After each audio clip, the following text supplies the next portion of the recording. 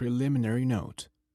Since many may be unaware, let's begin with an overview of an essential characteristic of contemporary art which the exhibition hopes to critique: the tendency of artworks to become dependent upon external factors.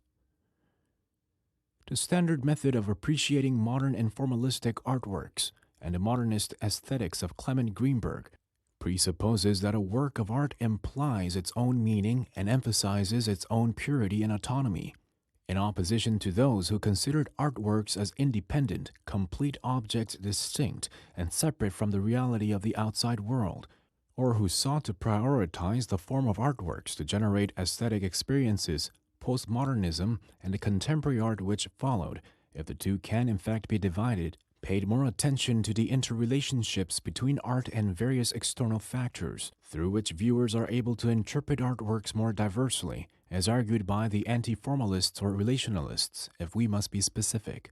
Craig Owens described this trend as a postmodernist allegorical impulse, allegory here meaning simply something supplemental added externally. In his, for the most part, neutral article, The Allegorical Impulse Toward a Theory of Postmodernism, referring to the possibility that an artwork can break away and expand from a fixed meaning through allegorical supplements. He described this allegorical impulse as the distinctive element that distinguishes modernism, which regarded an artwork as having its own legitimate value, and postmodernist art, as artworks and their external supplements complemented, depended upon or rejected one another, enriching and or resisting their original meaning. The allegorical design became consistently recognized as an integral part of an artwork since the move away from modernist aesthetics, and now seems to carry too much weight.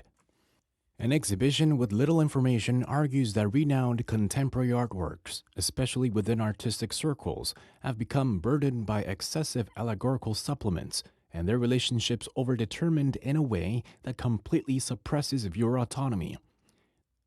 The exhibition suggests that this relational nature of artworks, in particular contemporary works, has become completely exhausting for audiences who feel forced to grasp for these relationships, eliciting a long list of complaints of abstruseness.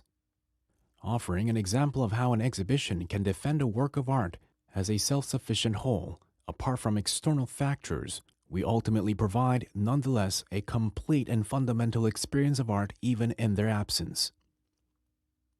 By omitting the four categories of information: name of artists, title of artworks, year of production, biography of artists, and description of artworks, the exhibition serves as a reminder that the methods of formalistic and later modern artwork production and appreciation, that is, art practice based on originality, were not fully understood and all too quickly dismissed. Through this delegitimization, aesthetic experience was forgotten, and due to contemporary art's emphasis on relationships, practices, and aboutness, the balance between the two constituent elements of an artwork, form and meaning, the aesthetic and the practical, collapsed, causing the artistic experience of the viewer to stagnate.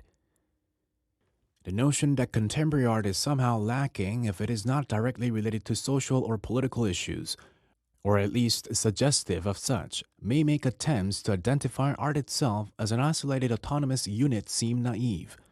However, there is no doubt that the self-congratulatory tone of contemporary art jargon, pompous, exaggerated, and often incomprehensible, intimidates audiences.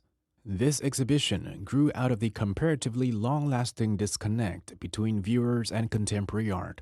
The tacit accord that contemporary art exists, as described above, only in terms of external relationships and contexts is, in actuality, futile. Thus, we reaffirm the purity and diversity within and endeavor to reject external context.